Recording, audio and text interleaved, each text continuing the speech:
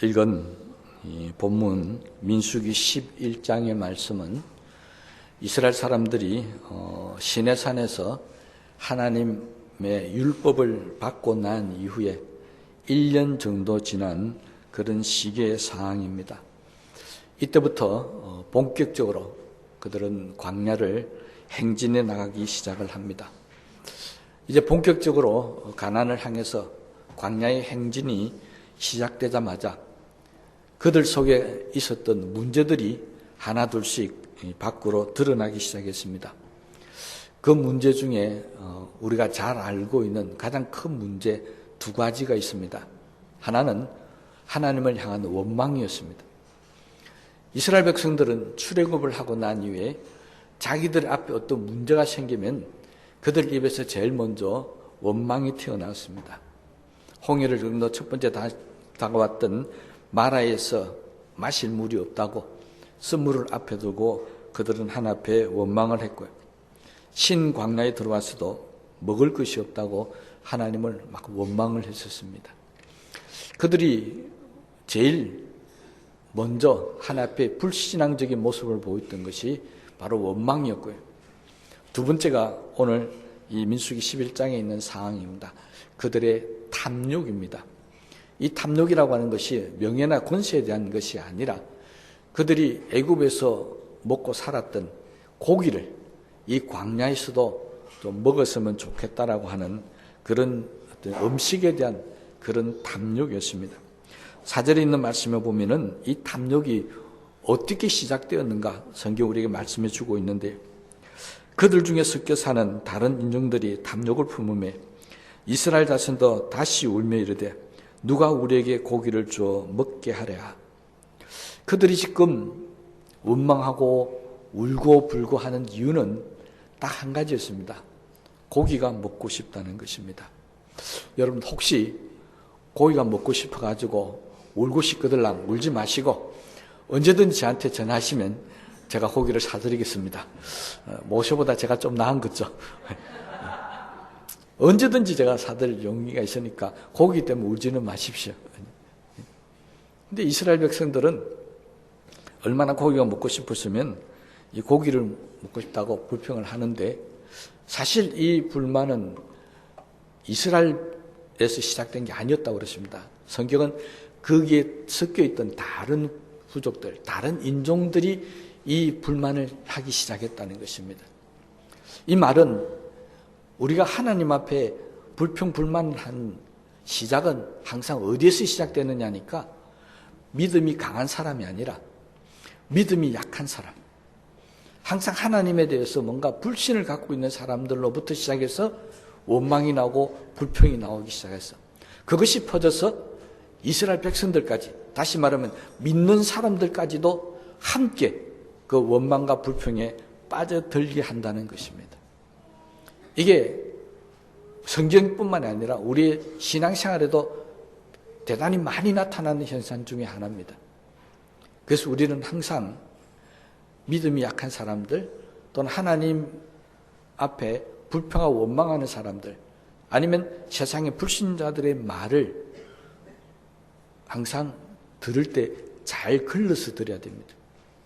그렇지 않으면 우리도 그 불평에 빠지고 불만에 빠져서 함께 범죄하는 지경에 놓을 수밖에 없다는 것입니다. 모세는 이 광경을 보면서 기가 찼습니다. 이스라엘 백성들이 어떤 백성들이었습니까? 지금 여기까지 오기까지 홍해가 갈라지고 애굽의 군대가 몰살하고, 특별히 시내산에서 하나님의 불이 임해가지고 십계명도 받고 율법도 받고, 그들은 하나님이 살아계심을 눈앞에서 직접 경험하고 보았던 사람들입니다. 그런 사람들이 지금 원망하고 울며 불거하는 이유 딱 한 가지, 고기가 먹고 싶다. 말이 안 되는 이 불평과 원망 속에서 모세는 절망을 느낍니다. 야, 이렇게 내가 이 백성들을 이끌고 가나안에 가기까지 앞으로 또 얼마나 많은 이런 일들을 겪어야 할까? 지도자 입장에서는 힘이 빠지고 맥이 빠질 수밖에 없는 순간입니다. 정말 낙심될 수밖에 없습니다. 그러면 이제 1년 좀 지났다고 그러시니까 이제 시작입니다. 알잖아요. 광야에서 몇 년을 보낸다고요? 40년을 보냈는데 처음부터 이러고 있으니까 얼마나 모세가 힘이 빠지고 고통스러웠겠습니까?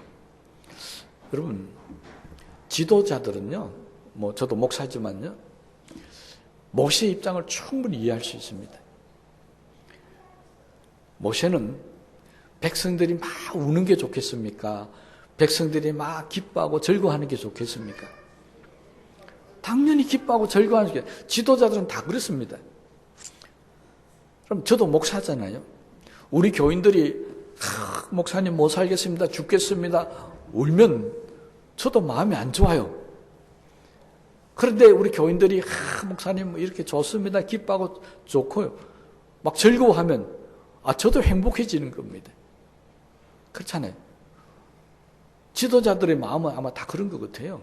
물론 악한 지도자, 못된 지도자들은 그렇지 않겠지만, 저도 한번 생각해 봤습니다. 우리 교인들이 울면 나는 웃을까 울까?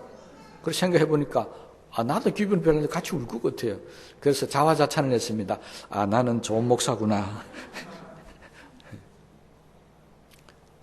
여러분, 좋은 지도자들은요, 백성의 고통과 함께하고, 백성이 울면 같이 울고요, 백성이 기뻐하면 같이 기뻐하는 것이 좋은 지도자들입니다.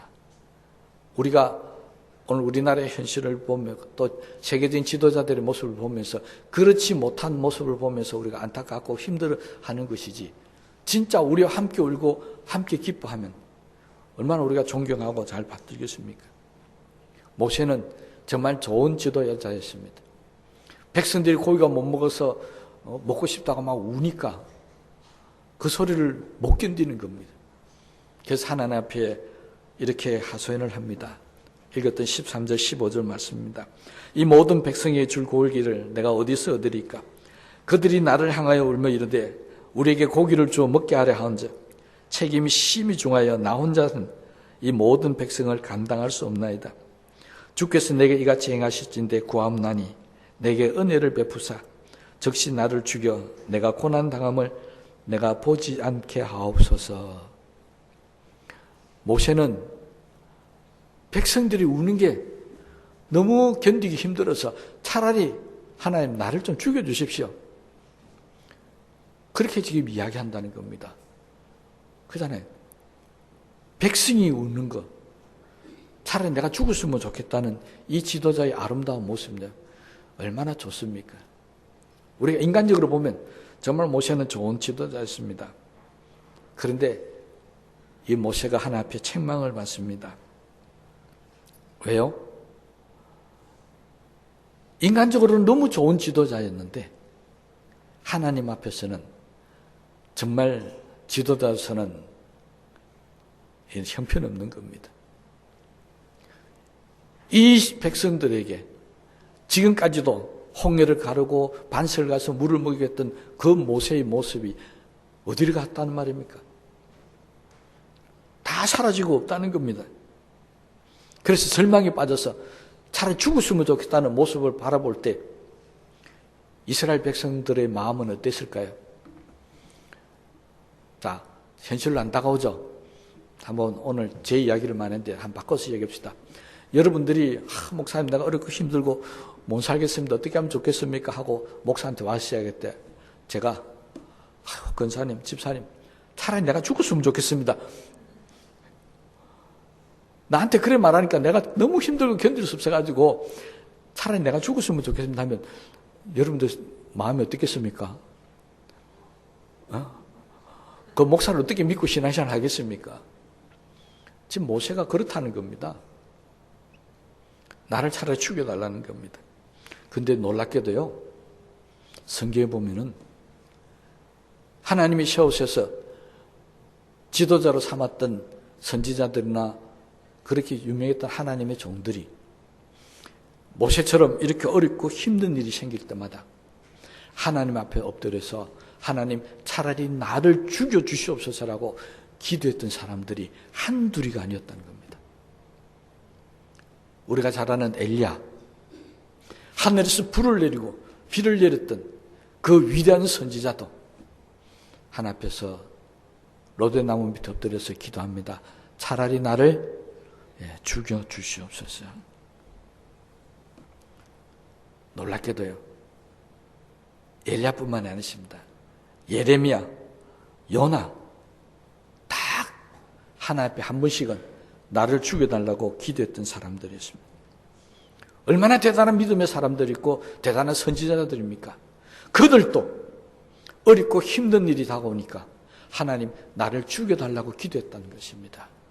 그러니 여러분들도 어렵고 힘들 때 하나님 차라리 내가 죽었으면 좋겠다고 기도한 적이 있다면 여러분들은 위대한 선지자들인 줄로 믿으시기 바랍니다. 엘리야나 예레미야하고 똑같은 사람입니다. 요나하고 똑같은 사람입니다. 아직 그런 기도를 안 했다면 앞으로 한 번쯤 한번 해보시기 바랍니다. 그 절망할 수밖에 없던 상황, 그들이 하나님 앞에 죽여달라고 했던 이유가 뭐였겠습니까? 그들이 받았던 사명, 하나님의 그 부르심이 자기로서는 감당하기가 너무 힘들었다는 겁니다. 모세가 노예였던 이스라엘 백성들을 이끌고 나왔습니다. 하나님께서 모세에게 원하셨던 것은 이 노예였던 백성을 어떻게 하든지 간에 하나님의 말씀을 따르는 하나님의 백성으로 바꿔놓으라는 겁니다. 모세는 이 하나님의 뜻을 너무 잘 알고 있었습니다. 어떻게 보면요, 모세가 애굽의 노예 생활하던 이 사람들을 빼내는 것, 출애굽시키는 것은 쉬운 일인 줄 몰랐습니다. 그게 가장 어렵다고 생각했는데 지내보고 나니까 애굽에서 빼내는 것은 쉬운 거였습니다. 진짜 어려웠던 것은 이 40년 광야 생활하면서 모세가 고통을 당했던 것은 뭐였느냐니까 그들이 노예 생활했던 그 노예 근성, 애굽에서 생활했던 그 생활 습관들, 문화 습관들, 이것들을 그들의 생각에서 빼내어서 그들의 가슴 속에서 빼내어서 하나님의 사람으로 만드는 것, 이게 훨씬 더 힘들었다는 것. 애굽에서 빼내는 것은 정말 거기에 비하면 아무것도 아니었습니다. 여러분, 우리도 마찬가지 아닙니까? 어떤 사람을 예수 믿게 만드는 거예요. 그건 어떻게 보면 쉬운 일입니다. 예수 믿기 시작한 사람을 정말 하나님의 사람으로, 정말 하나님의 말씀에 죽고 사는 사람으로 만들어가는 것, 이건 너무너무 힘든 일입니다. 우리 다 경험하고 있지 않습니까? 내가 예수 믿는 게 어렵다고 생각했는데 예수 믿고 나니까 내가 하나님의 말씀에 순종하고 믿음으로 사는 사람 되는 게 훨씬 더 어려웠다는 것입니다. 그럼 엘리야도 마찬가지였습니다. 엘리야가 받은 사명이 뭡니까? 아합 왕이 잘못되었다고, 아합 왕 당신이 우상을 섬기고 이러니까 안 된다고 다 없애버리라고, 왕을 비판하는, 왕 앞에 가가지고 왕이여 당신이 잘못했다는 소리를 하는 그 사명을 받은 겁니다. 그리고 막 일을 벌려가지고 바알 선지자가 다 죽여놓고 보니까 마음에 두려움이 생긴 겁니다. 잘못 건드렸구나. 그래서 도망가서 차라리 하나님 죽으시면 편안하게 죽을 수 있으니까. 그렇잖아요. 아합에게 잡혀 죽으면 고통스럽게 죽을 수 있으니까 차라리 하나님 죽여달라고 기도할 수밖에 없었다는 겁니다. 그 받은 사명이 나를 죽여달라고 할 수밖에 없는 그런 어려운 사명이었습니다. 예레미야도 마찬가지입니다. 예레미야가 받은 사명이 뭔 줄 아십니까? 이스라엘 백성들한테 가서, 유다 백성들한테 가서 너희들은 망한다. 망해서 앞으로 70년 동안 바벨론에 가서 포로 생활할 거, 종살이 할 거다. 이거 전하라고 하나님이 보낸 겁니다. 여러분, 제가 여러분 앞에 서서 여러분들은 오늘부터 망할 겁니다. 70년 동안 앞으로 가서 종살이하고 죽을 고생하다가 나중에 다음 세대쯤 돼서 여러분 자녀들 되면 다시 하나님 회복시켜 주시긴 하면 여러분 기분 좋겠습니까? 어떤 누구도 조그만한 잘못이 있어도 당신 이거 잘못됐다고 이야기하면 싫어하는데 너 망할 거다. 이거는 정말 듣기 싫은 소리잖아요. 그래서 그 소리를 들었던 유다 사람들이 예레미야를 옥에 가둬버렸습니다. 듣기 싫다고요. 그러니 예레미야는 어떻게 한다고요? 하나님, 차라리 내가 죽고 싶습니다. 나를 죽여주시옵소서라고 할 수밖에 없었다는 겁니다. 요나도 마찬가지입니다. 하나님은 요나를 적국으로 보냅니다. 니네로 가라는 겁니다. 쫄딱 망했으면 좋겠는데 그 백성 앞에 가서 하나님의 구원을 외치라는 겁니다. 도망가다가 안 되니까 가서 외치는데 이 사람들이 갑자기 하나님의 말씀 듣더니 금식하고 난리가 났습니다. 회개하고 난리가 났습니다. 요나는 그 모습을 보면서 하나님, 이럴 수 있습니까? 내가 어떻게 저 꼴을 보고 삽니까? 죽으시면 좋겠다. 그럴 수밖에 없었다는 겁니다. 위대한 하나님의 사람들, 그들도 절망하고 고통 속에 죽고 싶다고 했던 것은 그들이 맡은 일들이 정말 개인적인 생각으로는 감당할 수 없는 일들이 맡았기 때문에 그렇습니다. 결론은 그들은 한 사람도 죽지 않았습니다. 죽고 싶은 그 상황을 그들은 그러면 어떻게 이겼을까요? 하나님께서 그들을 찾아가셔서 그들에게 말씀하셨습니다. 엘리야에게도, 예레미야에게도, 요나에게도, 모세에게도 하나님은 동일하게 찾아가셔서 말씀하셨습니다. 그들이 무엇이 잘못됐는가를 말씀하시고 그들이 다시 힘을 얻고 용기를 얻을 수 있도록 은혜를 그들에게 베풀어 주셨습니다.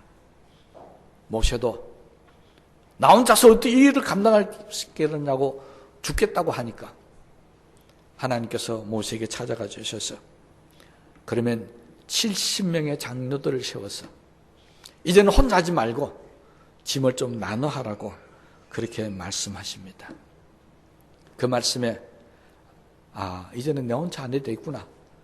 70명의 장로들하고 함께 하면 되겠구나. 그렇게 그는 힘을 얻게 되어서 다시 주님의 일을 감당하기 시작했었습니다. 여러분, 모세는 그의 손에 홍해를 가르고 있었던 지팡이가 지금도 들려 있습니다. 그 지팡이가 없어진 게 아닙니다. 반석을 갈라서 물을 내던 그 지팡이가 여전히 모세의 손에 지금 들려 있습니다. 그런 모세가 자기 손에 있는 이 능력의 지팡이, 이 하나님의 권능을 한 번만 생각했더라면 아마 그렇게 죽고 싶다는 말을 못했을 겁니다. 모세는 어려운 상황이 다가오자 자기 손에 위대한 하나님의 능력의 지팡이가 들려져 있음에도 불구하고 그는 죽겠다고, 못 살겠다고 그렇게 하소연을 하고 있습니다. 여러분, 우리에게도 위대한 하나님의 능력이 함께 하십니다. 우리에게도 모세에게 주셨던 말씀이 우리 손에 들려져 있습니다. 그럼에도 불구하고 우리는 매일매일 모세처럼 어렵고 힘든 일이 생길 때마다 하나님, 못 살겠습니다. 죽겠습니다. 고기가 없습니다. 뭐가 먹고 싶습니다. 뭐가 하고 싶습니다라고 그렇게 말하고 살아가고 있지 않습니까? 죄송하니 하지만 정말로 어처구니 없는 일입니다. 그런 모세의 모습을 보면서 하나님 말씀하십니다. 모세야, 여호와의 손이 짧아졌느냐? 무슨 말입니까? 지금까지 역사했던 하나님의 역사가 지금은 달라졌느냐는 겁니다. 하나님은 모세에게 여전히 나는 홍해를 가를 때나 반석을 가를 때나 지금이나 똑같다라고 말씀합니다. 그럼 뭐가 달라졌습니까? 뭐가 달라졌기에 홍해를 갈랐던 모세, 반석을 갈랐던 모세가 죽겠다고 지금 하고 있는 겁니까? 하나님의 능력이 달라진 게 아니었습니다. 하나님이 달라진 게 아닙니다. 모세가 달라진 겁니다. 그 능력의 지팡이를 손에 쥐고 있으면서도 모세가 달라졌다는 겁니다. 하나님이 얼마나 안타까웠겠습니까? 그 모세의 능력의 지팡이가 고기 달라는 이스라엘 백성들의 소용이 없었습니다. 불평하고 원망하는 그러면서 울고 있는 이스라엘 백성들에게는 아무 소용이 없었다는 겁니다. 진짜 모세의 지팡이가 소용이 없었을까요? 저는 그렇지 않다고 생각합니다. 모세가 달라졌습니다.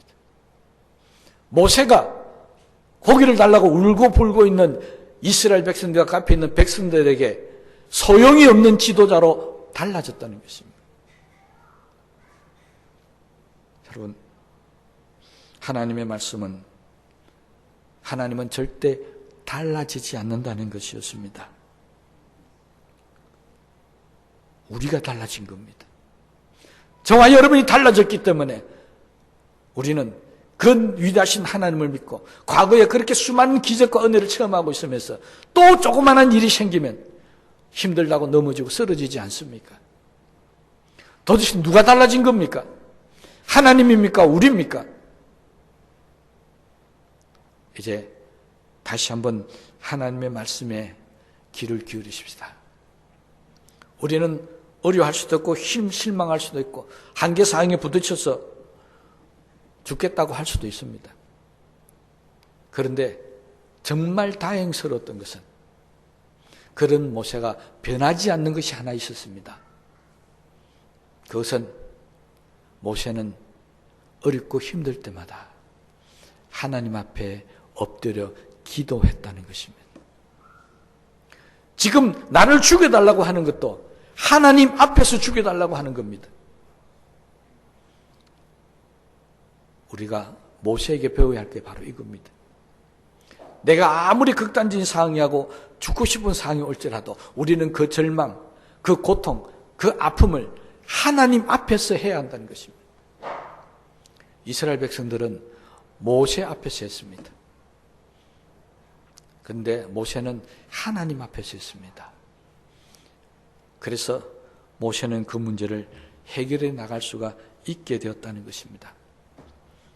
알다시피 고기를 먹고 싶다 했던 그 고기가 하늘에서 메추라기를 보냈어요. 쌀 것이듯 부어줌을 통해서 한 방에 해결해 주셨습니다. 여러분, 우리에게 수많은 어려움과 힘든 일이 앞으로도 생길 수 있습니다. 지난 주간에도 우리는 전쟁이 일어난 걸 보았습니다. 그 전쟁 때문에 밤사이에 휘발유 값이 엄청 뛰는 것도 보았습니다. 야, 세상에 이럴 수가 있는가? 실망하고 낙심도 많이 했었을 겁니다. 그럴수록 우리는 하나님 앞에 나와서 하나님 어찌하면 좋겠습니까? 하나님 앞에 기도하고 있는 이 모세의 모습처럼 우리의 모습도 절대 변해서는 안 될 모습이 하나 있는데 그것이 바로 하나님 앞에서 눈물을 흘리라는 겁니다. 하나님 앞에서 절망하라는 겁니다. 하나님 앞에서 고통스러워하라는 겁니다. 하나님은 그런 사람을 단 한 번도 버려두지 않았습니다. 여러분, 아브라함에게 이스마엘을 낳아줬던 하갈도 하나님 앞에서 눈물을 흘며 웁니다. 하나님, 이 아들과 내가 어떻게 살아야 됩니까? 라고. 하나님은요, 이삭만 축복하신 게 아니었습니다. 그 눈물을 보시고 이스마엘도 축복하셔서 이스라엘과 똑같은 12부족을 이스마엘에게 허락해 주셨습니다. 여러분, 하나님은 우리의 눈물을 그냥 보지 않습니다. 우리의 고통을 그냥 두지 않습니다. 하나님 앞에 흘리는 눈물과 고통과 하소연은 반드시 응답이 있을 줄로 믿으시기를 바랍니다. 그 응답이 있기 때문에 우린 다시 한번 힘을 얻을 수 있고요. 다시 한번 우리가 해야 할 일이 무엇인가를 깨닫고 그 일을 감당해 나갈 수가 있게 된다는 것입니다. 모세도 하나님의 위로를 받았습니다. 하나님의 도움을 받았습니다. 엘리야도, 예레미야도, 요나도 다 하나님의 위로와 도우심을 받으면서 그들은 다시 일어났습니다.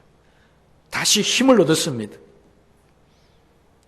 여러분, 우리에게는 어렵고 힘들 때 위로가 필요합니다. 어떤 사람이 어려움을 당하면요, 내가 그럴 줄 알았다. 내가 그런 거 보니까 기도도 안 하고 막 그러더니 잘 됐다. 이렇게 하면 큰일 납니다. 그거는 위로가 아니잖아요. 같이 기도합시다. 하나님 도와주실 겁니다. 지금은 힘들지만 하나님께서 반드시 이 문제를 해결해 줄 겁니다. 우리 위로해 주셔야 되잖아요. 우리 믿는 사람이라고요, 하나님의 위로만 필요한 게 아닙니다. 때로는 우리 옆에 있는 사람의 위로가 더 필요할 때도 있습니다. 오늘 이 시간 이후부터 저와 여러분들은 어렵고 힘든 사람이 있으면 위로해주는 위로의 사람들이 되었으면 참 좋겠습니다. 모세에게 하나님은 70명의 장로를 맡겨주신 것은 모세에게 위로가 되는 사람 70명을 주었다는 것입니다. 오늘 저와 여러분들도 바로 지도자들이나 다른 사람들에게 위로가 되고 힘이 될 수 있는 그런 사람들이 꼭 되시기를 바랍니다. 그러면 나에게 그 고난이 얼마나 크게 오든지, 얼마나 힘들고 어려운 상황이 오든지 그건 아무 문제가 되지 않습니다. 하나님이 계시고 나를 위로하는 성도들이 있다면 우리는 충분히 그 모든 어려운 것들을 다 이기고 나갈 줄로 믿습니다. 그때는 고난도 소용없습니다. 어떤 어려움도 소용없습니다. 충분히 우리가 맡은 사명들을 잘 감당하고 하나님 뜻대로 살아갈 수 있는 그런 믿음의 사람이 될 줄로 믿습니다. 가장 위험한 것이 바로 모세 같은 생각입니다. 나 혼자서. 모세는 오늘 본문 말씀을 보면요, 내라고 하는 말을 수없이 많이 이 짧은 본문 속에서 헤아릴 수 없을 정도로 나오고 있습니다. 여러분, 우리는 나 혼자라는 생각을 가지게 되면 모세처럼 절망합니다. 그런데 나 혼자가 아니라 내 곁에는 하나님이 계신다. 내 곁에는 나를 위해서 기도하는 우리 성도들이 있다. 그렇게 마음이 드시면 우리는 새로 힘을 얻을 수 있게 될 줄로 분명히 믿습니다. 모세는 나 혼자라는 절망 속에 하나님이 내 기도를 들으셨고 하나님이 나를 돕는 70명을 세웠다는 이 일을 통해서 마음의 치유를 받고 위로를 받고 쉼을 얻고 40년의 광야 생활을 지도자로서 잘 사명을 감당할 수 있게 된 줄로 압니다. 일 이후부터 모세의 삶은 정말 하나님의 말씀을 듣고 하나님의 말씀에 의지해서 사는 사람으로 변화되었습니다. 다시는 나를 죽여달라는 기도를 하지 않았다는 겁니다. 무슨 말씀하셨다고요? 여호와의 손이 짧아졌느냐. 여러분, 나에게 역사하시는 하나님, 나와의 관계가 파괴되고 내 기도가 막히고 내가 뭔가 잘못됐다, 그 내 생각입니다. 하나님의 손은 오늘도 저와 여러분에게 짧아지지 않았습니다. 하나님의 역사는 오늘도 저와 여러분에게 끊임없이 역사하고 있는 줄로 믿으시기 바랍니다. 우리가 하나님 앞에 갈 때까지 여호와의 손은 결코 짧아지지 아니할 줄로 믿습니다. 이 놀라운 은혜의 역사가 우리의 삶 속에 매일매일 함께하는 역사가 일어나게 되시기를 주님으로 축복합니다. 그러므로 우리는 하나님의 손을 보아야 합니다. 내 손에 능력이 지팡이를 들고 있다 할지라도 우리는 끊임없이 하나님의 손을 바라보아야만이 우리는 넘어지거나 실망하지 않고 우리는 다시 이 모든 어려움들을 이겨나가게 되는 그런 사람이 될 줄로 믿습니다. 제가 마지막으로 여러분에게 자신 있게 말씀 들을 수 있는 말씀이 하나 있습니다. 여호와의 손이 저와 여러분에게 함께 하실 것입니다. 굳게 믿으시기 바랍니다. 하나님의 능력의 손이 저와 여러분에게 함께 하실 줄로 믿습니다. 우리 말씀을 생각하시면서 기도하시겠습니다.